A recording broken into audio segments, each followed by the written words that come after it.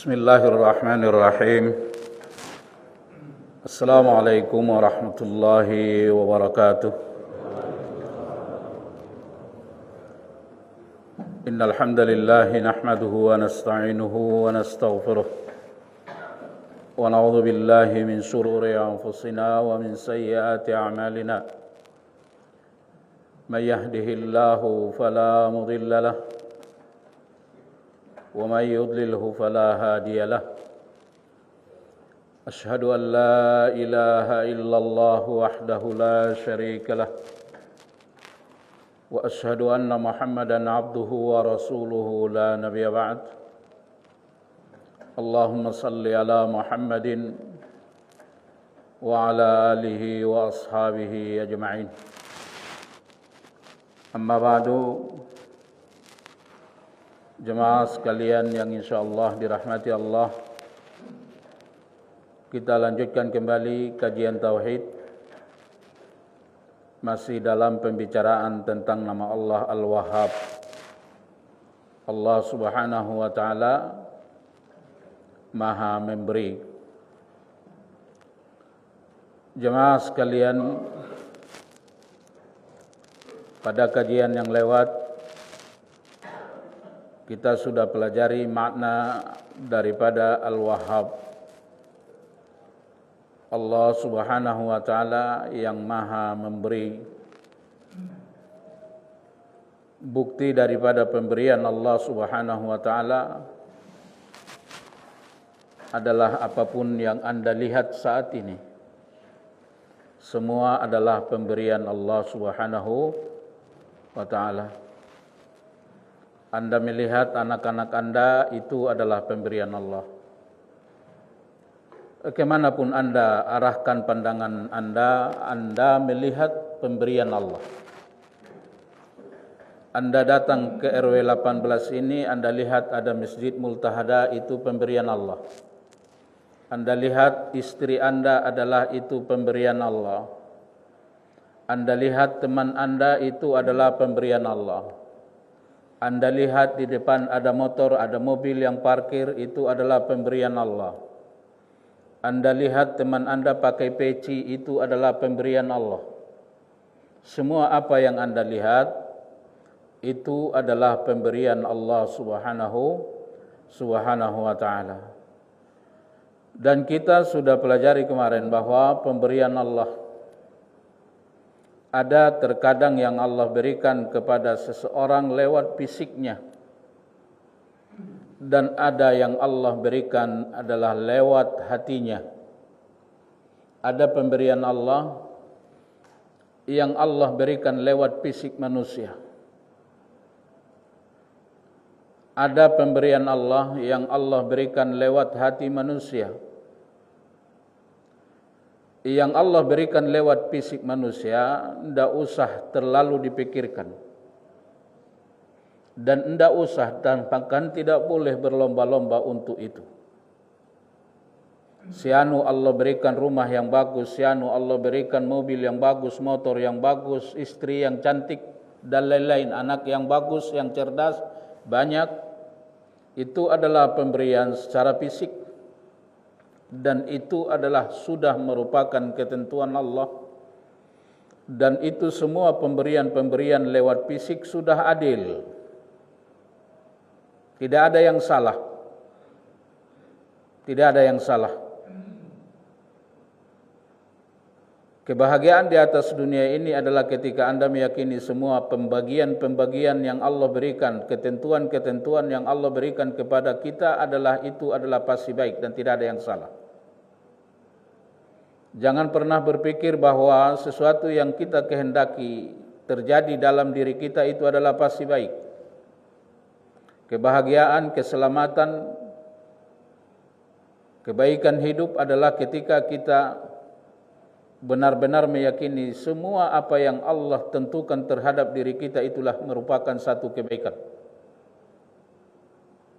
Itu yang pasti baik, bukan apa yang kita kehendaki. Maka hidup ini semata-mata menjalani kehendak Allah, bukan kehendak kita.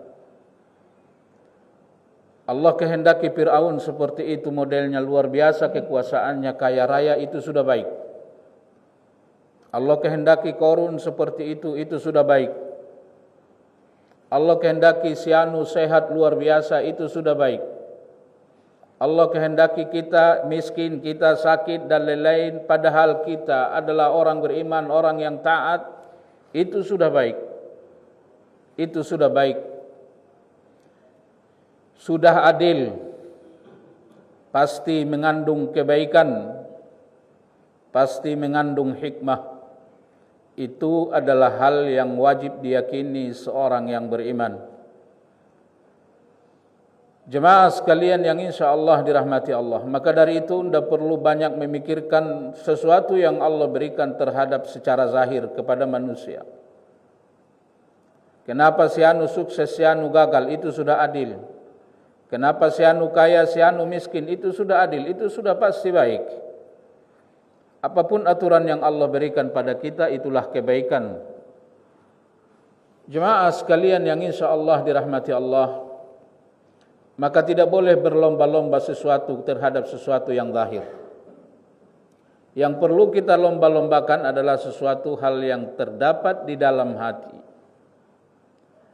Nikmat yang sesungguhnya adalah nikmat yang Allah taruh di dalam hati seseorang. Itulah nikmat yang sesungguhnya. Nikmat yang paling besar adalah hidayah. Dan kemarin kita sudah pelajari macam-macam hidayah itu. Awal daripada hidayah itu adalah ilmu. Lalu setelah ilmu adalah amal. Lalu setelah amal adalah al-istiqamah. Kalau Allah Subhanahu wa taala taruh hal ini di dalam hati Anda, inilah nikmat yang akan membawa Anda ke surga. Itu secara pasti. Ketika Allah ingin menghendaki seseorang untuk mendapatkan nikmat termahal, rahmat termahal, apa nikmat termahal, apa rahmat Allah termahal adalah surga. Siapapun yang Allah ingin jadikan orang itu akan masuk surga, maka yang pasti Allah akan berikan pada dia hidayah. Siapa yang Allah ingin akan masukkan ke dalam surga, Allah akan berikan pada dia kecintaan terhadap ilmu dan dia mau belajar ilmu. Kita sudah pelajari kemarin. Karena tidak ada yang membawa Anda sampai ke surga selain daripada ilmu. Dan yang dimaksud ilmu di sini adalah Al-Quran dan Sunnah. Tidak ada ulama yang pasti membawa Anda masuk ke dalam surga, kecuali ulama itu mengatakan kepada Anda tentang Al-Quran dan Sunnah. Ayah kita, ibu kita tidak pasti bawa kita ke surga. Yang pasti bawa Anda ke surga itu adalah Al-Quran. Yang pasti bawa kita ke surga itu adalah hadis. Maka ini adalah nikmat yang paling nomor satu. Ketika Allah berikan ke dalam hati seseorang kecintaan terhadap ilmu, Allah berikan kepada dia semangat menuntut ilmu, maka dia adalah orang yang sedang diperjalankan Allah menuju surga. Idza aradallahu bi'abdin khaira yufaqihuhu fid din. Apabila Allah menghendaki seseorang akan baik dalam perjalanan hidupnya di dunia sampai akhirat, maka Allah akan jadikan ia senang terhadap ilmu agama. Maka ilmu dinamakan hidayah karena hidayah itu adalah jalan keselamatan. Itulah hidayah. Apa hidayah? Jalan keselamatan. Anda tidak akan selamat dalam menempuh perjalanan ini kecuali ikut hidayah itu. Kecuali ikut Al-Quran dan Sunnah. Saya sudah sampaikan kemarin, renungkan baik-baik tentang perjalanan hidup ini. 100 tahun yang lewat Anda ada di mana? Itu baru 100 tahun yang lewat. Jangankan 1000 tahun yang lewat. 1000 tahun yang lewat Anda ada di mana? Sekarang Anda di mana? Di dunia. Sudah berapa lama kita di dunia ini? Sudah 60. Perasaan sangat sebentar.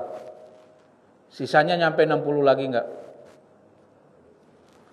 Lalu setelah itu 100 tahun yang akan datang Anda akan di mana lagi? 1000 tahun yang akan datang Anda di mana lagi? 1 juta tahun yang akan datang kita di mana lagi? Coba lihat dalam Al-Quran. Kalau Allah berbicara tentang waktu akhirat, itu hanya Allah katakan ada 2 waktu. 50 alfa sanah mimma ta'udun. Waktu akhirat itu 1 hari di akhirat adalah sama dengan 50.000 tahun di dunia. Hanya ada 2 versi bahasa tentang waktu akhirat. Terkadang Allah katakan 50.000 tahun, terkadang Allah katakan 1000 tahun. Terkadang Allah katakan 50.000 tahun, terkadang Allah katakan 1000 tahun.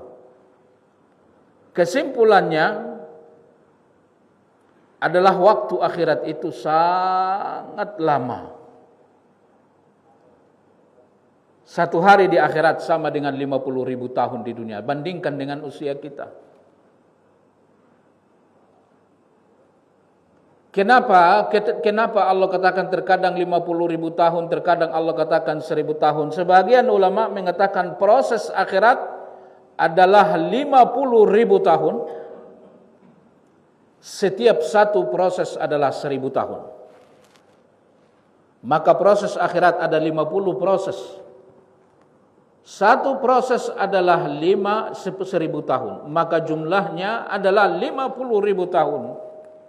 Maka sebagian ulama mengatakan apa yang dimaksud 50.000 tahun dalam Al-Quran. Ada yang mengatakan bahwa usia dunia ini 50.000 tahun. Cuman kita tidak tahu berapa yang sudah habis dan berapa yang sudah sisa, yang akan sisa. Lalu ada yang mengatakan 50.000 tahun adalah jarak atau antara fase dunia dengan akhirat, 50.000 tahun. Lalu ada yang mengatakan bahwa yang dimaksud 50.000 tahun adalah 1 hari di akhirat, 50.000 tahun di dunia. Lalu ada yang mengatakan mulai dari terjadi hari kiamat sampai seseorang masuk ke dalam surga, masuk ke dalam neraka adalah 50.000 tahun. Hadis tentang itu sangat banyak pendukungnya. Lalu dalam proses-proses akhirat adalah setiap satu proses adalah 1000 tahun. Maka jumlah proses akhirat 50 proses. Lalu ada yang mengatakan bahwa Allah katakan dalam Al-Quran, ketika seseorang seandainya kita naik ke langit, naik ke atas, itu waktunya 50.000 tahun. Dari bumi ke langit yang pertama 1000 tahun, dari langit pertama ke langit kedua 1000 tahun, melewati langit sampai langit yang ketujuh adalah 7.000 tahun. Dari langit yang ketujuh ke Sidratul Muntaha adalah 1000 tahun. Dari Sidratul Muntaha sampai Aras adalah sisanya sampai 50.000 tahun. Lalu bagaimana itu? Sungguh sangat lama waktu itu. Nabi SAW katakan proses akhirat yang 50.000 tahun itu adalah bagi orang yang beriman yang Allah kehendaki akan masuk surga, itu adalah hanya seperti lamanya dia melakukan salat yang wajib. Malas salat enggak? Salat ini segala-galanya. Waktu yang sangat lama itu, yang tadi perbandingan kita katakan, hal itu dikemukakan Ibnu Katsir dalam tafsirnya, itu adalah bagi orang yang beriman. Itu adalah bagi orang yang beriman. Begitu enggak pegalnya, lamanya sampai 50.000 tahun. Proses itu sampai umpamanya satu proses 1000 tahun. Tidak, bagi orang yang beriman itu hanyalah seperti ketika ia melakukan salat yang wajib. Renungkan baik-baik perjalanan hidup ini. 50.000 tahun yang akan datang luar biasa. Hari kiamat itu luar biasa. Yang akan menentukan itu hanya tinggal sisa usia kita. Yang akan menentukan itu tinggal sisa usia. Jangan santai dalam hidup ini. Persoalan mati bukan sehat, bukan sakit. Jemaah sekalian yang insya Allah dirahmati Allah. Maka dari itu, idza aradallahu bi'abdin khaira yufaqihuhu fid din. Kalau Allah menghendaki seseorang akan baik, maka langkah awal yang Allah berikan pada dia, Allah jadikan ia senang belajar agama. Kalau Anda senang belajar agama, rajin belajar agama, keluar untuk belajar agama. Kemarin kita sudah sampaikan bahwa apakah belajar agama itu harus keluar? Ya iya. Maka syiar yang sangat luar biasa dalam agama ini adalah datang ke majelis ilmu. Tidak boleh kita katakan di kamar saya ada ilmu karena ada YouTube, semua ustadz bisa saya lihat. Nabi katakan taman surga itu majelis ilmu, bukan kamar Anda. Nabi katakan man salaka tariqan yaltamisu fihi ilma sahalallahu lahu tariqan ilal jannah. Siapa yang melakukan perjalanan ke majelis ilmu, maka Allah akan mudahkan perjalanannya menuju surga. Nabi Musa termasuk rasul yang paling baik. Ketika Allah katakan pada dia, ada seseorang yang tahu ilmu, kau tidak tahu ilmu yang dia katakan yang dia tahu. Dan ternyata ilmu yang ia dapatkan dari Khidir hanya 3 ilmu. Hanya 3 ilmu yang ia dapatkan dari Khidir. Tapi luar biasa perjuangannya. Musa katakan la abrahu majma'al bahraini aw amdiyahu quba. Siapkan bekal, kita akan pergi mencari orang itu. Aku mau belajar. Dia tahu ilmu yang saya tidak tahu. Walaupun harus bertemu dengan dia di pertemuan 2 buah laut. Kira-kira kemana arah perjalanan? Kalau Anda berjalan untuk menemui pertemuan 2 buah laut, itu perjalanan yang dekat atau jauh? Pernah enggak bertemu pertemuan 2 buah laut? Au amdiyahu quba, atau harus berjalan bertahun-tahun? Saya akan lakukan, kata Khidir. Dia lakukan itu. Ternyata yang ia cari itu hanya 3 ilmu. Dan dia hanya mendapatkan 3 ilmu. Kenapa? Fa innaka lan tastati'a ma'iya sabara. Karena dalam menuntut ilmu yang dibutuhkan adalah sabar. Kemarin saya sudah sampaikan, kalau Bapak tidak sabar duduk di sini sebentar 1 jam sudah dapat ilmu.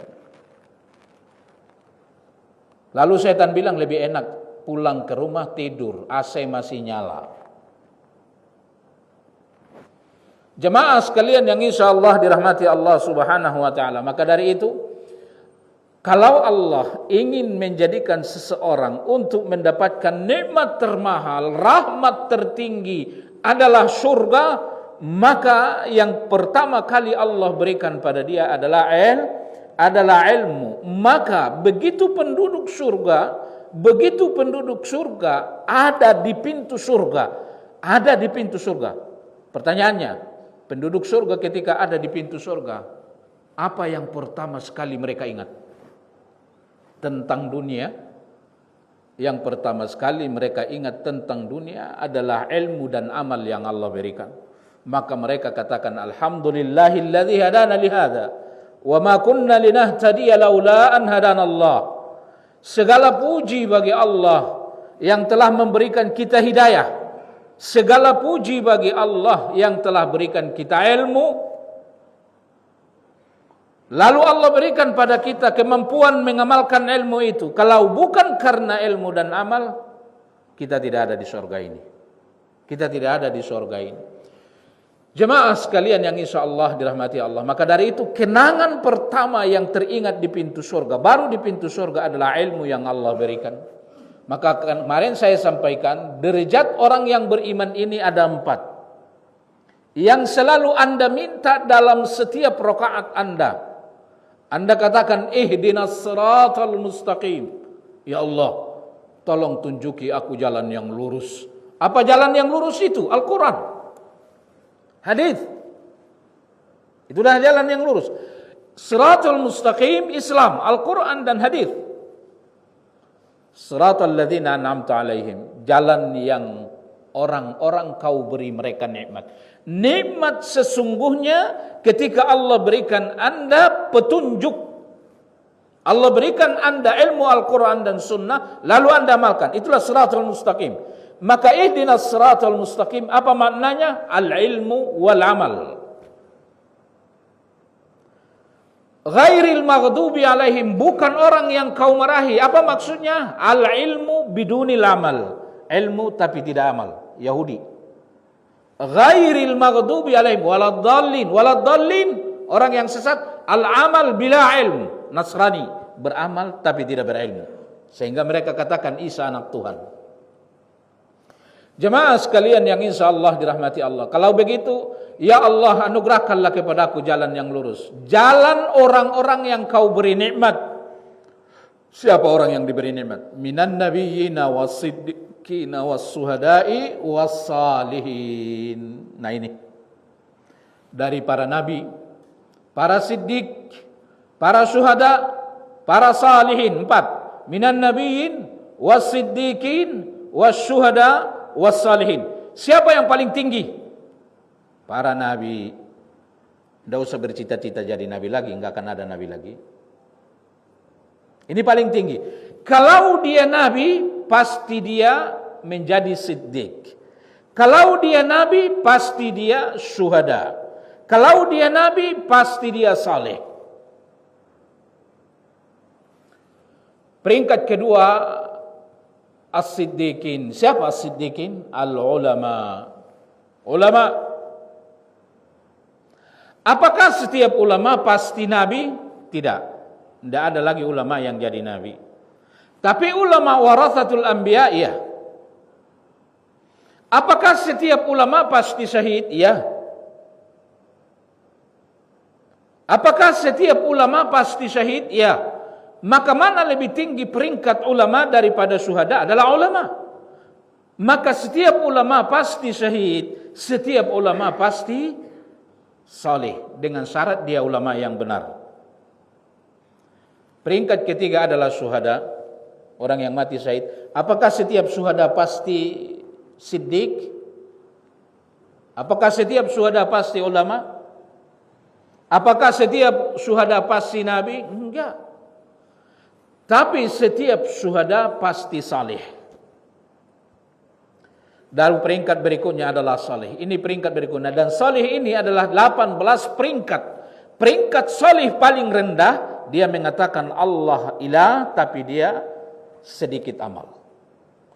Nah, tapi tidak setiap orang yang saleh pasti syahid. Dan tidak setiap orang yang saleh pasti ulama. Nah, itulah tingginya derajat orang yang menuntut ilmu. Inilah tingginya derajat orang yang menuntut ilmu. Maka dari itu Allah katakan yarfa'illahu alladziina amanu minkum walladziina utul ilma darajat.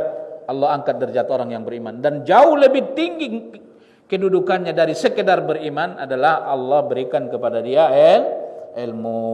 Maka cintai ilmu agama. Terus menerus harus belajar. Tidak mesti harus setiap hari. Usia kita tidak seperti itu lagi. Tapi tidak boleh berhenti belajar agama. Kembali kita pada kajian kita. Nikmat yang sesungguhnya adalah apa? Nikmat yang Allah taruh di dalam hati kita. Itu nikmat yang sesungguhnya. Nikmat yang paling besar yang Allah taruh di dalam hati, iman. Kalau ada di dalam hati iman, ada di dalam hati ilmu, ada di dalam hati takut sama Allah, ada di dalam hati cinta sama Allah, ada di dalam hati tawakal kepada Allah, ada dalam hati husnuzan terhadap Allah, ini adalah nikmat yang sesungguhnya. Ini adalah nikmat yang sesungguhnya. Walaupun orang itu secara zahir memiliki dunia segala-galanya, tapi di dalam hatinya tidak ada nikmat yang tadi. Di dalam hatinya tidak ada iman, di dalam hatinya tidak ada ikhlas, tidak ada takut sama Allah, maka semua apa yang ia miliki adalah neraka. Semua apa yang ia miliki adalah neraka.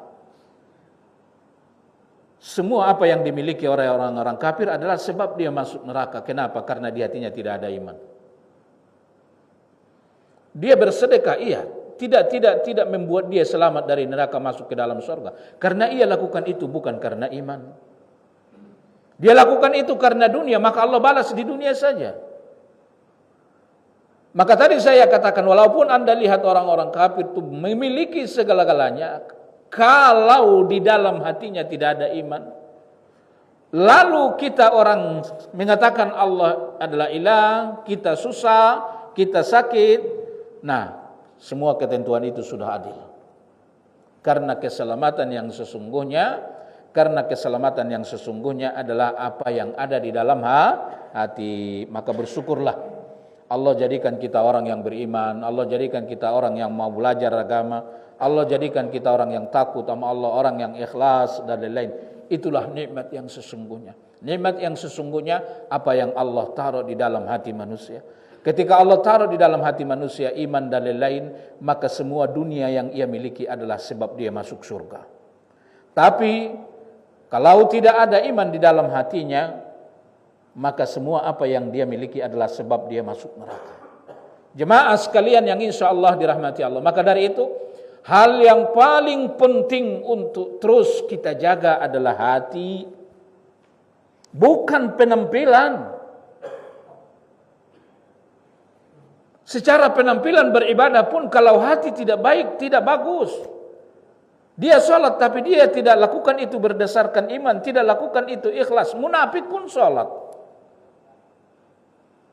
Maka dari itu kita jaga hati kita. Bagaimana cara menjaga hati dengan baik? Pertama adalah banyak-banyak berzikir pada Allah. Kalau hati baik, kata Nabi, maka baik seluruh tubuh. Lalu bagaimana memperbaiki hati? Memperbaiki hati, cara Allah memperbaiki hati adalah lewat lisan. Cara Allah memperbaiki hati adalah dengan lisan, yaitu berzikir. Karena intisari semua ibadah adalah ingat pada Allah. Semua ibadah intisarinya adalah mengingat Allah. Maka Anda akan melakukan semua ibadah dengan baik apabila Anda awali dengan zikir. Kita sudah pernah pelajari apa zikir terbaik? Ya, zikir terbaik, kita tidak bicarakan salat. Zikir terbaik adalah qiraatul Quran. Kenapa? Qiraatul Quran adalah membaca Al-Quran. Al-Quran adalah kalamullah. Membaca Al-Quran, Al-Quran itu adalah kalamullah. Maka perbedaan Al-Quran dengan selain Al-Quran, perbedaan zikir Al-Quran, qiraatul Quran dibanding dengan zikir yang lain seperti perbedaan Allah dengan seluruh makhluk. Karena Al-Quran adalah kalamullah. Karena Al-Quran adalah kalamullah. Kalau Al-Quran kalamullah berarti Al-Quran makhluk atau tidak? Al-Quran makhluk atau tidak? Tidak. Maka perbedaan Al-Quran dengan semua ibadah adalah seperti perbedaan Allah dengan semua makhluk. Maka secara mutlak zikir terbaik adalah qiraatul Quran. Walaupun terkadang kalau berkaitan dengan waktu, maka ada yang lebih utama yang harus kita lakukan. Seperti umpamanya setelah selesai salat wajib, saya ganti zikir salat wajib dengan baca Al-Quran. Tidak begitu. Ada aturannya. Seperti umpamanya kalau hari Jumat, banyakkan mana baca Al-Quran harus, atau banyakkan berselawat, ya berselawat. Seperti umpamanya kalau waktunya zikir pagi, saya ganti dengan baca Al-Quran atau zikir pagi, ya zikir pagi. Ada aturannya. Tapi secara mutlak, bahwa zikir terbaik adalah qiraatul Quran. Nah itu tadi yang saya katakan, perbedaannya dengan zikir yang lain adalah seperti perbedaan Allah dengan makhluk. Kenapa? Karena Al-Quran bukan makhluk. Al-Quran adalah kalamullah. Nah, ingin baik gak beribadah? Banyakin baca Quran. Coba, praktekin. Gak mudah Ustaz, emang gak mudah. Jalan masuk surga itu, modal masuk surga itu bukan harta. Modal masuk surga itu melawan. Modal masuk surga itu melawan. Melawan apa? Hah? Melawan nafsu. Kalau Anda terus melawan syahwat Anda, maka Anda akan mengutamakan setiap ibadah pada Allah. Kalau setiap kali Anda mengutamakan setiap ibadah dari dunia, itulah pertanda Anda masuk surga. Syahwat bilang enak tidur, ini waktu subuh. Al-Quran bilang, Nabi bilang, Allah bilang masuk ke masjid, sholat subuh berjamaah. Lawan. Siapa yang dilawan? Adalah syahwat. Kalau Anda mengutamakan apa yang diinginkan Allah dari apa yang diinginkan syahwat Anda, maka itulah pertanda Anda akan husnul khatimah. Di kantor waktunya adalah rapat nih. Dia mentokin waktunya dekat dengan waktu. Kalau waktu nanti sudah dekat, baru rapat dimulai, maka dipastikan sholat akan terlambat. Mana yang Anda utamakan? Mana yang Anda utamakan? Kalau Anda mengutamakan salat daripada rapat, maka itu pertanda Anda akan masuk surga. Jadi intisari daripada masuk surga itu melawan. Allah katakan dalam Al-Quran, wa amma man khafa maqama rabbih wa nahan nafsa 'anil hawa fa innal jannata hiyal ma'wa. Siapa yang mampu melawan syahwatnya, maka tempatnya adalah surga. Cuman yang bisa melawan syahwat itu adalah kalau ada di dalam hati rasa takut. Nah, kembali pada kajian kita bahwa kalau ingin baik dalam beribadah kepada Allah, awali dengan zikir. Kenapa? Karena semuanya berawal dari hati. Kalau hati baik, hati sehat, hati iman semakin kuat di situ, takut semakin kuat, maka cara memperbaiki hati satu-satunya adalah dengan memperbanyak zikir. Dan zikir yang paling utama yang harus kita baca adalah qiraatul Quran. Banyak-banyak baca Al-Quran. Subhanallah, satu huruf berapa pahala? 10. Minimal 10 pahala. Coba deh. Zikir terbaik yang kedua apa? Zikir terbaik yang kedua adalah la ilaha illallah. Tidak ada kalimat yang paling agung yang diucapkan oleh lisan manusia selain daripada la ilaha illallah.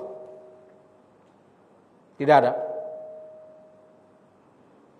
Kalimat teragung yang pernah diucapkan oleh lisan manusia adalah la ilaha illallah. Tapi ingat, tidak ada yang bisa mengucapkan la ilaha illallah ini kecuali orang yang dikehendaki oleh Allah. Tidak ada. Yang paling diinginkan Nabi untuk diucapkan pamannya Abu Thalib adalah la ilaha illallah. Tapi Allah tidak kehendaki. Nabi bilang, Abu Thalib yakin gak kepada keponakannya? Yakin gak? Sayang gak dia sama Nabi? Nabi bilang, pamanku katakan la ilaha illallah. Katakan la ilaha illallah, saya akan menjamin, saya akan menjadi pembelamu nanti di akhirat. Kalau dia ucapkan la ilaha illallah, dia masuk surga enggak? Masuk surga. Tapi memang enggak ada yang bisa ngucapin la ilaha illallah kecuali orang yang Allah kehendaki. Ini anehnya kalimat ini. Berapa kali Anda ucapkan sehari semalam? Enggak mudah kan ternyata? Enggak mudah. Ini rahasia la ilaha illallah.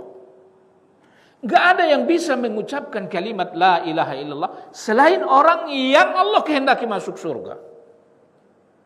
Enggak ada. Datang tokoh-tokoh Quraisy kepada Abu Talib, termasuk Abu Jahal. Mereka katakan, Abu Talib, tolong bilang kepada keponakanmu, janganlah mereka ganggu kami. Jangan dia ganggu kami. Jangan dia kotak-katik lagi agama nenek moyang. Apapun yang dia inginkan kami turuti. Kalau dia mau harta sebanyak-banyaknya kami kasih. Kalau dia mau kepemimpinan kami kasih. Kalau mau dia wanita, kami cari wanita tercantik. Berapapun kami kasih. Jangan ganggu agama ini. Lalu Nabi menawarkan tawaran itu kepada Abu Talib menawarkan tawaran itu kepada Nabi. Kata Nabi, pamanku, hanya satu yang saya minta kepada mereka. Apa itu? Kata Nabi, hanya mengucapkan satu kalimat. Abu Talib katakan, keponakan saya hanya menginginkan kalian mengucapkan satu kalimat saja. Abu Jahal bilang, puluhan kalimat pun akan kami ucapkan. Puluhan bahkan ratusan kalimat pun akan kami ucapkan. Asal dia berhenti ganggu kami. Kata Nabi, pamanku bilang sama mereka mengucapkan la ilaha illallah. Waduh, kalau itu mah enggak. Kalau itu mah enggak, kata Abu Jahal. Lihat. Tidak ada yang bisa mengucapkan kalimat ini kecuali orang-orang yang Allah akan masukkan ke dalam surga. Maka banyak-banyak mengucapkan la ilaha illallah. Ilaihi yas'adul kalim at-tayyib wal amalus salih yarfa'uh, kata Allah. Kepada Allah Subhanahu wa taala naik al-kalimut tayyib. Apa kalimut tayyib? La ilaha illallah. Wal amalus salih yarfa'uh. Dan amal salih diangkat kepada Allah. Anda salat, lalu pahala salat Anda malaikat ambil, lalu malaikat angkat. Malaikat angkat. Ada dalam surah Al-Quran, dalam Al-Quran surah namanya Al-Ma'arij. Ta'ruju al-malaikah Al-Ma'arij. Jadi mau melewati langit-langit sampai ke aras itu ternyata ada tangga-tangganya. Ada dalam surah Ma'arij. Nah, ini yang kemarin yang tadi saya katakan, melewati tangga-tangga satu tingkatan langit dari langit pertama ke langit kedua, itu melewatinya adalah 1000 tahun. Kalau manusia, kalau malaikat, wallahu a'lam. Nah, malaikat ini melewati tangga-tangga ini ke langit. Saya udah pernah sampaikan, dia naik di pagi hari setelah sholat subuh, membawa semua amal Anda dari maghrib sampai subuh. Dia naik di sore hari setelah sholat asar, membawa amal Anda dari sholat subuh sampai asar. Semua ibadah apapun yang Anda lakukan, itu dibawa malaikat naik. Dia naik karena dibawa malaikat, kecuali la ilaha illallah. Kalau la ilaha illallah, dia naik sendiri. La ilaha illallah. Anda ucapkan la ilaha illallah. Lalu Anda salat. La ilaha illallah. Lalu Anda salat. Salat ini pahalanya dibawa malaikat. Tapi kalau la ilaha illallah, dia naik sendiri. Kuatan mana berarti? Kuatan mana? La ilaha illallah. Nah, maka dari itu hanya kalimat la ilaha illallah yang pahalanya la ilaha illallah naik sendiri ke hadirat Allah. Selain daripada la ilaha illallah, ibadah apapun itu adalah dibawa oleh malaikat. La ilaha illallah adalah kalimat yang sangat luar biasa. Jemaah sekalian yang insyaallah dirahmati Allah. Kalimat la ilaha illallah yang dibacakan oleh Nabi Ibrahim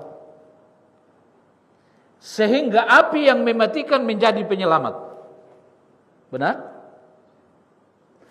Mana seharusnya yang menjadi penyelamat? Api ataukah air? Apa sumber kehidupan manusia? Air. Jadi secara kebiasaan bahwa yang akan menyelamatkan manusia adalah air, karena sumber rezeki manusia adalah air. Yang akan membahayakan manusia adalah api.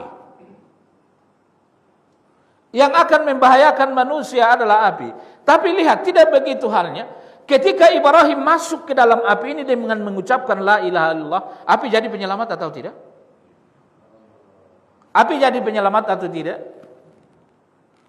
Air yang menjadi penyelamat. Ketika Allah masukkan Fir'aun ke dalam air, lalu dia gagal mengatakan la ilaha illallah, apakah air menjadi penghancur bagi dia atau penyelamat?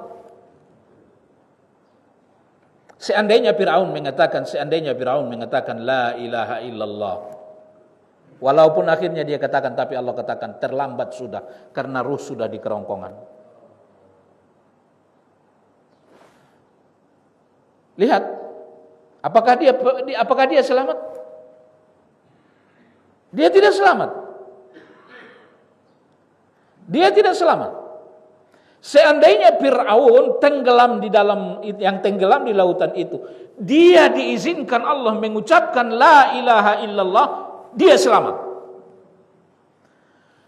Maka Jibril bilang, wahai Muhammad, seandainya engkau tahu apa yang menjadi kesibukanku ketika Allah tenggelamkan Fir'aun, saat itu aku sangat sibuk.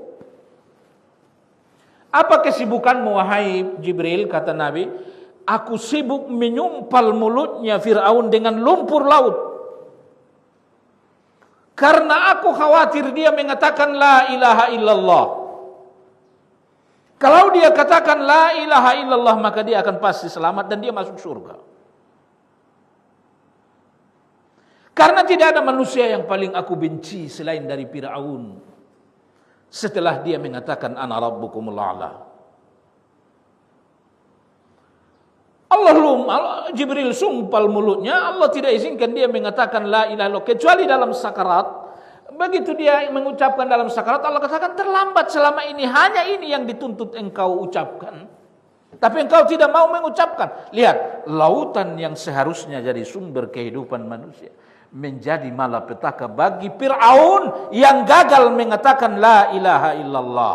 Maka dari itu Allah katakan, seandainya orang-orang kafir itu aku tenggelamkan di lautan, seandainya orang-orang kafir itu aku tenggelamkan di lautan, tidak ada yang paling mereka inginkan selain daripada mengucapkan la ilaha illallah. Kalau ada orang tenggelam di laut, mana lebih menakutkan, tenggelam di laut atau kesasar di hutan belantara? Mana lebih sakit? Mana lebih sakit? Mana lebih menakutkan? Anda tersesat di hutan belantara, di situ banyak harimau, banyak singa dan lain-lain, banyak ular, ketimbang dengan Anda tenggelam di laut. Menurut Anda mana yang lebih menakutkan? Laut. Kenapa? Karena tidak ada sedikit pun upaya yang bisa dilakukan sebagai harapan untuk menyelamatkan diri. Lari aja nggak bisa. Kalau di hutan masih bisa lari, ada harapan dikit. Maka Allah katakan, seandainya orang-orang kafir itu aku tenggelamkan di laut, tidak ada yang paling mereka inginkan kecuali mengucapkan la ilaha illallah. Kenapa? Karena secara fitrah manusia, kafir pun dia tahu hanya satu penyelamat, la ilaha illallah. Maka kalimat la ilaha illallah adalah satu-satunya kalimat, adalah satu-satunya keinginan yang diinginkan seluruh manusia, baik mukmin maupun kafir, untuk diucapkan ketika menjelang kematian. Apa yang paling diinginkan orang beriman ketika dia sakarat?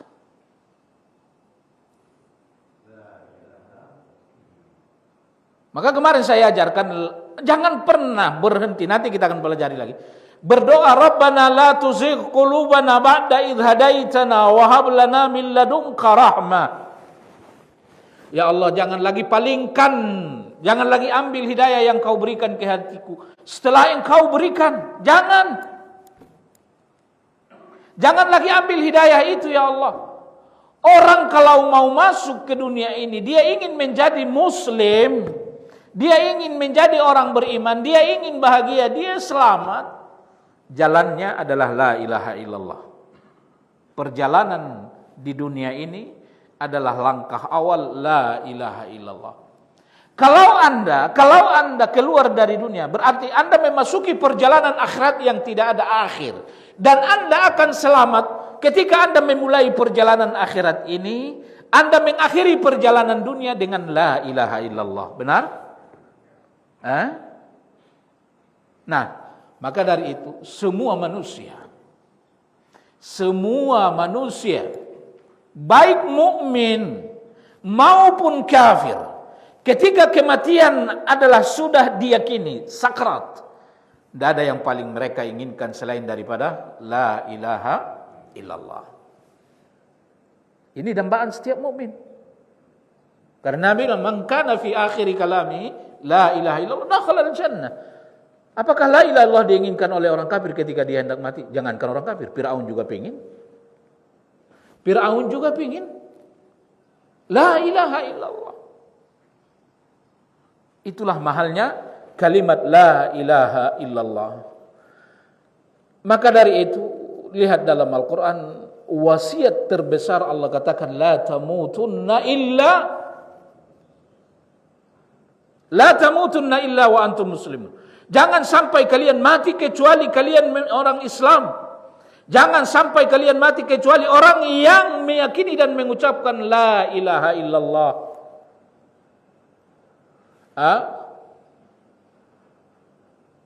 Ini wasiat Allah. Kalau orang itu mati dalam keadaan Islam, dalam keadaan beriman, dalam keadaan sebagai penganut la ilaha illallah, dakhalal jannah. Selesai. Nah, sekarang orang beriman enggak? Orang beriman. Yang menjadi penentu bukan sekarang, tapi ketika sakrat. Lalu bagaimana Ustaz supaya bisa saya katakan itu? Banyak-banyak ucapkan itu ketika di dunia. Karena seperti apa orang hidup, seperti itu dia mati. Seperti apa orang hidup, seperti itu dia akan mati. Basahi lisan dengan la ilaha illallah. Jemaah sekalian yang insya Allah dirahmati Allah subhanahu wa ta'ala.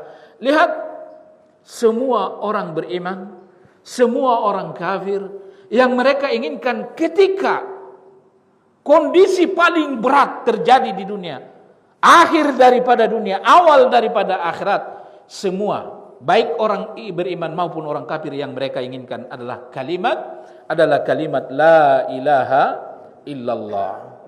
Yang paling mereka inginkan adalah kalimat la ilaha illallah. Jemaah sekalian yang insya Allah dirahmati Allah subhanahu wa ta'ala. Satu ketika terjadi perang Uhud,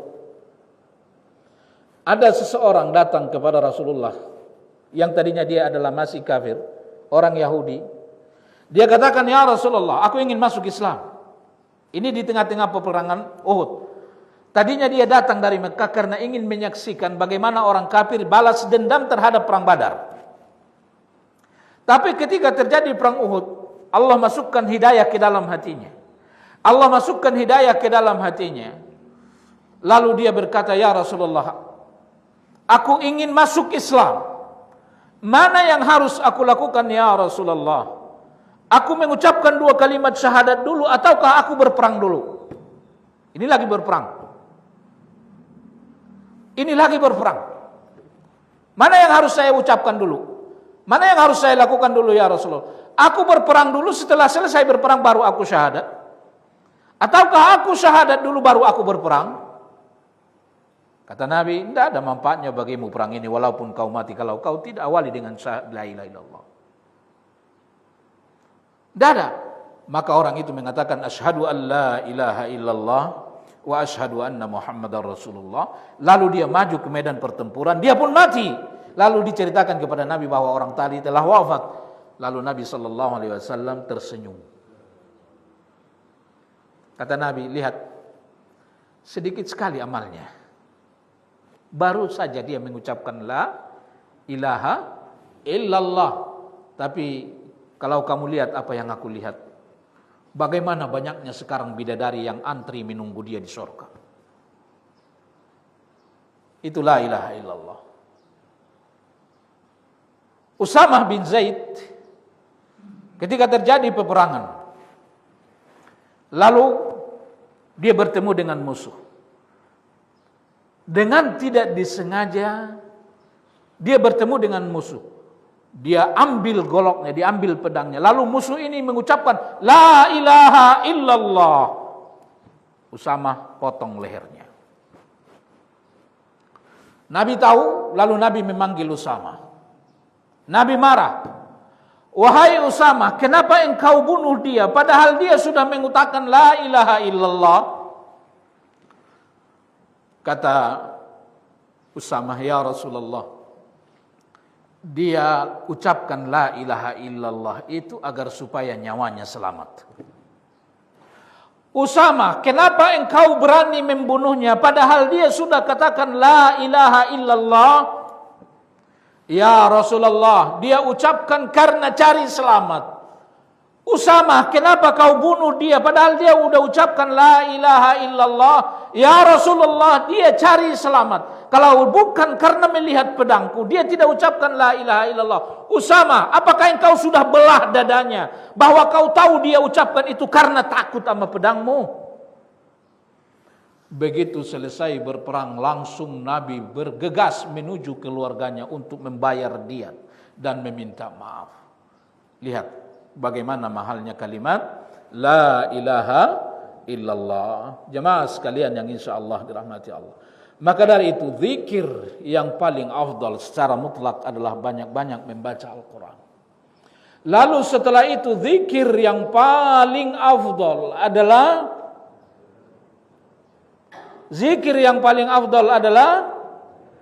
la ilaha illallah. Renungkan apa yang kita bicarakan tadi. Banyak-banyak ucapkan ini. Tidak ada yang paling diinginkan orang yang hendak mati, walaupun dia adalah orang kafir, selain daripada mengucapkan kalimat ini. Kalau kita basahi lisan kita dengan la ilaha illallah, maka hampir bisa dipastikan akan mati dengan kalimat la ilaha illallah. Jemaah sekalian yang insyaallah dirahmati Allah, ini zikir yang kedua. Zikir yang ketiga, subhanallah walhamdulillah wa la ilaha illallah wallahu akbar. Masih banyak fadilah daripada la ilaha illallah, saya sampaikan lupa 2 kali. Kata Nabi, seandainya semua langit dan bumi ditimbang, mana lebih berat dari kalimat la ilaha illallah? Satu kalimat la ilaha illallah Anda ucapkan, pahalanya nanti ditimbang di akhirat. Lalu semua langit dan bumi serta isinya digabung, ditimbang, mana lebih berat? La ilaha illallah. Dalam hadis lain, Nabi SAW katakan nanti di akhirat akan dipanggil seseorang, lalu malaikat berikan kepada dia catatan dosa 99 lembar. 99 lembar. Luasnya, lebarnya sejauh mata memandang. Sejauh mata memandang, semua catatan dosa digulung 99 lembar, lalu dimasukkan ke daun timbangan sebelah kiri, langsung naik mata timbangan yang kanan ke atas. Lalu Allah katakan, kamu ke sini. Apakah kamu tidak pernah melakukan kebaikan sekalipun, sedikit pun? Dia katakan tidak pernah ya Allah. Allah katakan qattun, iya sama sekali enggak pernah. Jadi tadi catatan yang 99 lembar itu benar kau lakukan semua, kata Allah. Iya, saya lakukan semua. Enggak ada di situ aku dizalimin. Satu catatan pun ya Allah. Tapi kau tidak pernah melakukan kebaikan. Tidak pernah ya Allah. Kata Allah, aku enggak menzalimi engkau. Engkau pernah mengatakan la ilaha illallah. Engkau pernah mengatakan la ilaha illallah. Lalu Allah berikan kepada dia sebuah kartu kecil, enggak nyampe seperti KTP. Kartu kecil dengan tulisan la ilaha illallah. Nah, ini pernah kau ucapkan ketika di dunia. Nah, lalu Allah taruh ini kartu di daun timbangan sebelah kanan, lalu posisi timbangan berubah 100%. Itulah beratnya kalimat la ilaha illallah. Maka dari itu zikir pertama yang paling agung adalah membaca Al-Quran. Karena Al-Quran bukan makhluk, dia adalah kalamullah. Yang kedua, zikir yang paling afdal adalah la ilaha illallah. Yang ketiga adalah zikir paling afdal, subhanallah walhamdulillah wa la ilaha illallah wallahu akbar. Kata Nabi, aku lebih mencintai kalimat ini, zikir ini dari dunia dan apapun yang ada di dalamnya. Subhanallah walhamdulillah wa la ilaha illallah wallahu akbar. Kalau begitu ganti-ganti. Lagi sempat baca Quran, lagi capek baca Quran, la ilaha illallah. Lalu setelah itu subhanallah walhamdulillah wa la ilaha illallah wallahu akbar. Bagaimana mahalnya subhanallah walhamdulillah wa la ilaha illallah wallahu akbar? Kata Allah, al-malu wal banuna zinatul hayatid dunya wal baqiyatus salihat khairun inda rabbik. Seluruh harta dan keluargamu adalah al-baqiyatus sholihat, lebih baik dari itu semua. Kata Allah, al-baqiyatus sholihat adalah lebih baik dari seluruh harta dan keluargamu. Nah, kalau diambil secara sekaligus, seluruh harta dan seluruh keluarga bisa hidup gak? Seluruh keluarga mati sekaligus, seluruh harta diambil sekaligus. Itu pernah dialami Ayub. Bisa hidup gak? Gak bisa hidup kita. Karena harta dan keluarga sangat dibutuhkan. Tapi bagaimanapun Anda membutuhkan itu dan mahalnya nilainya menurut Anda, kata Allah, al-baqiyatus salihat lebih baik dari itu semua. Apa al-baqiyatus salihat? Dua penafsiran. Penafsiran pertama, al-baqiyatus salihat, subhanallah, alhamdulillah, wa la ilaha illallah, wallahu akbar. Wal baqiyatus salihat, penafsiran kedua adalah salat. Sama-sama benar dua penafsiran ini. Maka dari itu salat itu bacaannya hanya ada dua. Untuk memuji Allah separuh, untuk meminta kepada Allah separuh. Maka dari itu Allah katakan salat itu dibagi dua, separuh untuk Allah, separuh untuk kita. Maka separuh adalah pujian terhadap Allah, separuh adalah doa pada Allah. Itu intisari kandungan bacaan Al-Quran. Nah, semua pujian yang separuh dalam bacaan salat, semua pujian yang ada dalam salat, yang Anda ucapkan adalah hanya subhanallah walhamdulillah wa la ilaha illallah wallahu akbar. Benar enggak? Allahu akbar. Allahu akbar kan? Alhamdulillahi rabbil alamin. Alhamdulillah kan? Lalu Anda mau rukuk, apa Anda baca? Allahu akbar. Lalu Anda rukuk, apa yang Anda baca? Tasbih, subhanallah rabbiyal azim. Lalu Anda bangkit dari rukuk, apa? Memuji Allah lagi, sami Allahu liman hamidah.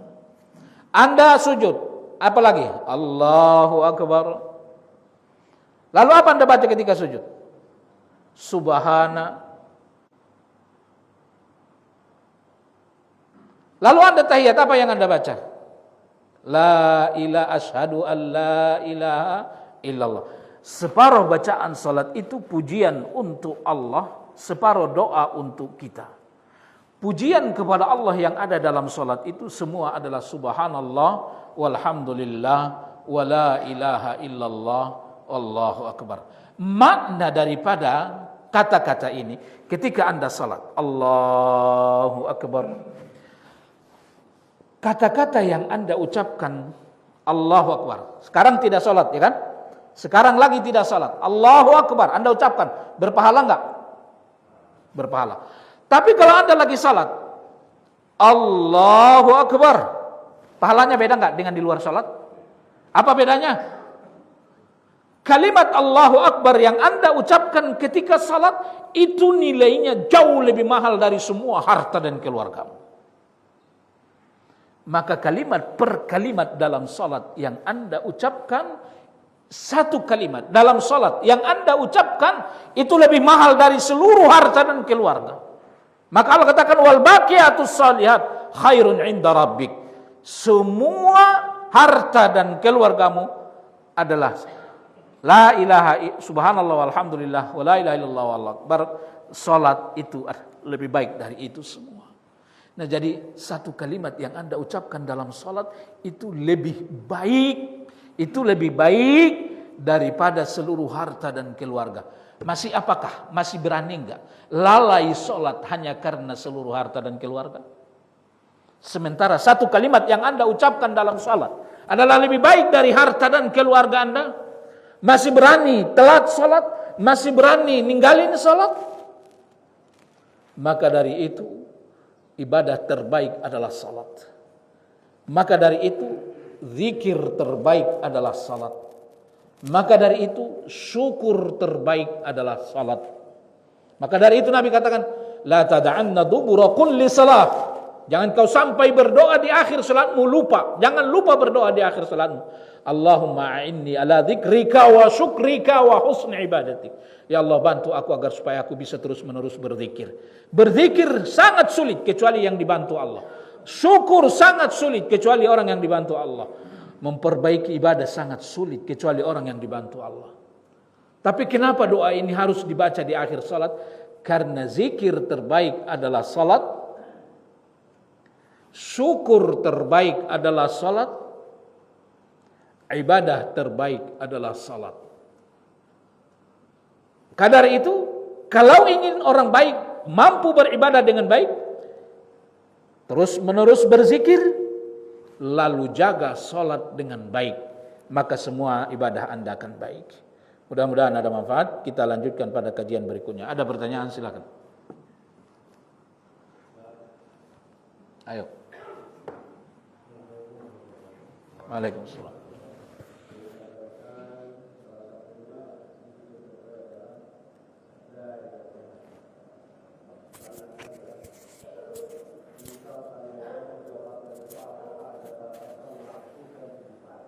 Kenapa?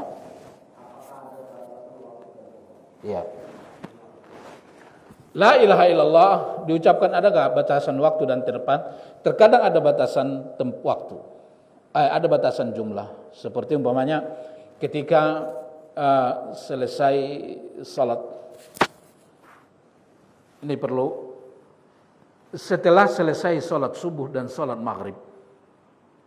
Apa yang harus dibaca? Assalamualaikum warahmatullahi wabarakatuh. Assalamualaikum warahmatullahi apa? Nah? Bukan. Astaghfirullah. Berapa kali? 3. Lalu baca Allahumma antas salam wa minkas salam tabarakta ya zal jalali wal ikram. Lalu baca la ilaha illallah wahdahu la syarikalah lahul mulku wa lahul hamdu wa huwa ala kulli syai'in qadir. Berapa kali? 10 kali. Siapa yang membaca ini 10 kali setelah salam pada waktu subuh, dengan syarat dia tidak merubah cara duduknya. Bagaimana duduk dia ketika dia tahiyat akhir? Ada orang yang Nabi menyuruh kita tahiyat akhir untuk memasukkan kaki kiri ke bawah kaki kanan sebagai bagaimana cara duduk tahiyat akhir yang selama ini kita tahu. Kecuali pada salat yang 2 rakaat. Apa salat yang 2 rakaat? Subuh, salat sunnah, salat Jumat dan lain-lain. Kalau salatnya adalah 2 rakaat, maka kaki kiri lebih kuat. Pendapat yang lebih kuat, kaki kiri tidak dimasukkan ke bawah kaki kanan. Tetap seperti duduk tahiyat awal. Jadi ada orang yang salat subuh dia seperti itu. Ada orang yang sholat subuh dia masukkan kaki kiri ke bawah kaki kanan.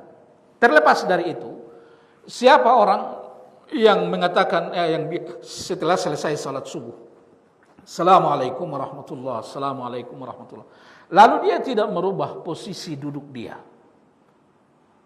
Selama dia membaca apa? Astaghfirullah, astaghfirullah, astaghfirullah. Allahumma antas salam wa minkas salam, tabarakta ya dzal jalali wal ikram. Atau dia tambah Allahumma la mani'a lima a'tait. Lalu dia tambah la ilaha illallah. Berapa kali? 10. Nah, ini ada jumlah tertentu, tidak boleh ditambah, tidak boleh dikurang. Kalau mau dapat fadilahnya. Dia baca la ilaha illallah 10 kali dengan syarat dia tidak merubah cara duduk tahiyat akhirnya tadi. Dia tidak rubah dan dia belum berbicara dengan orang lain. Dia belum berbicara dengan orang lain. Dia duduk seperti itu, maka fadilahnya kata Nabi, siapa yang melakukan itu Allah akan jaga dia sepanjang hari dari mara bahaya. Kalau dibaca waktu apa tadi? Subuh. Lalu dibaca kapan lagi seperti itu? Ketika selesai salat maghrib. Ketika selesai salat maghrib, assalamualaikum warahmatullahi wabarakatuh. Salat maghrib bagaimana kakinya? Bagi orang yang mampu, kiri ke bawah, kaki ke kanan. Assalamualaikum warahmatullahi wabarakatuh. Assalamualaikum warahmatullahi wabarakatuh. Istighfar 3 kali. Lalu Allahumma antas salam. Jangan rubah dulu cara duduknya. Baca la ilaha illallah 10 kali. Baru setelah itu rubah tempat duduk kalau mau merubah. Kalau imam baru dia menghadap ke jamaah. Nah, siapa yang membaca ini la ilaha illallah 10 kali dengan cara seperti tadi, setelah selesai salat subuh dan salat maghrib, kalau dia baca salat subuh, Allah jaga dia dari mara bahaya dari subuh sampai maghrib. Lalu kalau dia baca di waktu maghrib seperti itu tanpa merubah cara duduk, Allah jaga dia dari maghrib sampai subuh lagi. Nah, ini la ilaha illallah, zikir yang terbatas, ditentukan jumlahnya hanya 10 kali. Dan ada zikir la ilaha illallah yang terbatas umpamanya jumlahnya. Kapan? Ketika umpamanya zikir pagi. Zikir pagi jumlahnya adalah 100. Dia terbatas dari jumlah 100. Nah, jadi terkadang la ilaha illallah itu ketika dia berkaitan dengan waktu dan tempat, maka kita perlu belajar supaya kita tahu. Maka terkadang kalau berkaitan dengan waktu dan tempat, kalau itu tujuan Bapak membacanya adalah sebagai zikir pagi, maka jumlahnya 100. Kalau tujuan Bapak membaca zikir setelah selesai sholat subuh atau selesai sholat maghrib, maka jumlahnya adalah 10. Nah, setelah itu, maka jumlahnya adalah bebas. Tidak perlu dihitung. Nah, seperti tadi. Nah, umpamanya mau ke masjid, baca doa, jalan ke masjid. Atau umpamanya capek. La ilaha illallah, la ilaha illallah, la ilaha illallah. Banyakin aja. Lagi nyetir, la ilaha illallah. Capek, la ilaha illallah. Baca subhanallah walhamdulillah wa la ilaha illallah Allahu akbar. Subhanallah walhamdulillah wa la ilaha illallah Allahu akbar. Sampai ke masjid sambil nunggu qomat dikumandangkan, baca itu subhanallah walhamdulillah wa la ilaha illallah Allahu akbar, la ilaha illallah. Nah, ingat apa yang kita bicarakan tadi, bagaimana mahalnya kalimat la ilaha illallah. Ingin enggak ketika hendak mati mengucapkan la ilaha illallah, siapa yang membasahi lisannya dengan kalimat la ilaha illallah, maka dia akan mengakhir dengan kalimat la ilaha illallah. Enggak sulit, hanya menggerakkan lisan. Lagi kerja, ya enggak? Lagi kerja, lagi nanam tumbuh-tumbuhan, lagi nyetir, lagi masak, lagi baring. Basahin zikir dengan kalimat la ilaha illallah. Maka kita tadi pelajari ada perlu peringkat-peringkatnya kita tahu. Nah, bagaimana supaya kita mengutamakan dari zikir-zikir yang kita ketahui. Ternyata yang paling hebat adalah Al-Quran. Lalu setelah itu adalah la ilaha illallah. Lalu setelah itu adalah subhanallah walhamdulillah wa la ilaha illallah wallahu akbar. Lalu setelah itu adalah astaghfirullahaladzim.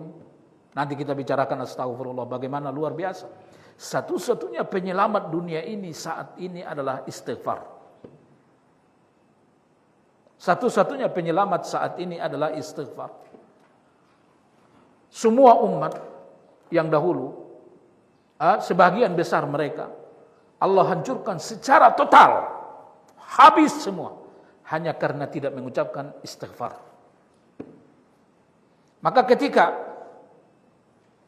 Nadhr bin Muaz mengatakan, Muhammad, Kalau memang Tuhanmu itu adalah benar, tolong bilang sama dia, sekarang dia buktikan dia Tuhan, dia turunkan hujan batu, dari langit. Saya ingin buktiin itu. Seorang kafir dari Quraisy namanya Nadhar. Lalu Allah Subhanahu wa taala menjawab, "Wa ma kana Allahu mu'adzibahum wa anta fihim." Muhammad, aku tidak akan azab umatmu selama engkau masih hidup. Wa ma kana Allahu mu'adzibahum wa hum yastaghfirun. Dan aku tidak akan azab mereka secara massal selama mereka mau beristighfar. Maka ulama kita mengatakan keselamatan dunia ini dua. Yang pertama adalah Nabi. Tapi Nabi telah wafat. Hanya tinggal satu lagi keselamatan dunia adalah istighfar. Maka dari itu tahan hukuman yang terhadap dosa yang kita lakukan dengan banyak-banyak beristighfar. Satu-satunya penyelamat dunia ini saat ini, sehingga dunia ini tidak diazab Allah secara massal seperti apa yang Allah lakukan ketika di Nabi Nuh, ketika di Nabi Shu'aib, ketika di Nabi Saleh dan lain. Itulah karena adanya manusia yang mengucapkan istighfar. Maka zikir terbaik setelah subhanallah, alhamdulillah, Allahu Akbar adalah istighfar. Setelah itu apa zikir terbaik adalah subhanallah wa bihamdih, subhanallahil azim. Maka Allah pilih zikir ini ibadah seluruh manusia, ibadah seluruh makhluk. Malaikat, tumbuh-tumbuhan, binatang, semua bertasbih. Semua bertasbih. Beribadah enggak tumbuh-tumbuhan, beribadah enggak malaikat, beribadah enggak binatang? Iya. Apakah ada ibadah malaikat membaca Al-Quran? Ada enggak? Hah? Enggak ada. Maka kalau Anda membaca Al-Quran, malaikat sangat senang. Ada orang dia membaca Al-Quran, dia membaca surah Al-Mulk. Setelah dia pulang dari kerja di zaman Nabi, dia baca surah Al-Mulk. Begitu dia ikat ontanya, kudanya. Dia duduk di samping kudanya, lalu dia membaca surah Al-Mulk. Kudanya berontak sambil teriak-teriak. Ada apa ini? Dia berhenti. Lalu kuda itu pun berhenti. Dia baca lagi Al-Quran. Berontak lagi kuda itu. Lalu dia berlari menuju Nabi. Ya Rasulullah begini. Aku baca Al-Quran. Kudaku berontak teriak-teriak. Apa ya Rasulullah yang terjadi? Kata Nabi, karena engkau membaca Al-Quran. Malaikat dengarin. Maka mereka datang. Seandainya engkau teruskan bacaan Al-Quranmu, mereka akan engkau lihat. Semakin mendekat. Maka dari itu kudamu berontak karena dia melihat malaikat yang mendekat kepadamu. Seandainya engkau teruskan bacaan Al-Quran itu, malaikat itu akan datang, dia akan temukan mulutnya dengan mulutmu. Malaikat itu akan temukan mulutnya dengan mulutmu. Karena senangnya mereka dengarin mulutmu yang membaca Al-Quran. Itu luar biasanya baca Al-Quran. Nah jemaah sekalian yang insya Allah dirahmati Allah. Maka dari itu banyak-banyak baca Al-Quran. Banyak-banyak mengucapkan La ilaha illallah. Subhanallah. Nabi Yunus alaihissalam. Dia masuk ke perut ikan. Lalu ikan itu masuk ke dasar lautan. Lalu itu terjadi pada kegelapan malam. Apa yang dia ucapkan? 3 zikir yang sangat luar biasa. La ilaha illallah, astaghfirullah, subhanallah. Dia katakan la ilaha illa anta, subhanak, inni kuntu minaz zalimin. La ilaha illallah, istighfar, subhanallah. Dia katakan la ilaha illallah. Dari mana dia tahu? Dia diperdengarkan Allah makhluk-makhluk yang di dasar lautan itu bertasbih. Kita tadi sudah katakan kalau seluruh makhluk adalah beribadah, apa ibadahnya? Bertasbih. Nah, maka dari itu Nabi katakan kalau Anda melihat di rumahmu ada semut, jumlahnya tidak wajar. Ada di rumahmu semut, jumlahnya tidak wajar. Bacalah ayat kursi. Baca Fatihah lalu baca ayat kursi. Kalau semut itu tiba-tiba menghilang, itu berarti jin. Itu berarti jin. Kalau Anda lihat di rumah tiba-tiba banyak semut, jangan siram dengan air panas, jangan bunuh. Tapi baca Al-Fatihah, baca ayat kursi, atau kulhu 3 kali, atau Al-Falaq 3 kali, An-Nas 3 kali. Kalau setelah Anda baca itu tiba-tiba semut itu menghilang, itu berarti jin. Tapi kalau dia tidak menghilang, kalau sudah engkau baca ayat ru'yah, kata Nabi, jangan bunuh. Karena dia adalah makhluk Allah yang bertasbih pada Allah. Dia adalah makhluk Allah yang bertasbih pada Allah. Nah, Nabi Yunus membaca la ilaha illallah, subhanallah, astagfirullah. Dia katakan la ilaha illa anta subhanaka inni kuntu minadh dhalimin. Dari dasar lautan. Tadi la ilaha illallah naik ke langit, diangkat atau tidak? Malaikat angkat atau tidak? Dia naik sendiri. Maka malaikat-malaikat bilang, ya Allah, ada suara yang tidak lain bagi kami suara itu. Kenapa? Karena yang mengucapkan adalah Yunus, dia orang yang berzikir. Tidak lain bagi kami, tidak asing bagi kami suara itu, dan tidak asing bagi kami apa yang dia baca. La ilaha illallah, astagfirullah, subhanallah. Tapi suara itu adalah datang dari tempat yang asing bagi kami, ya Allah.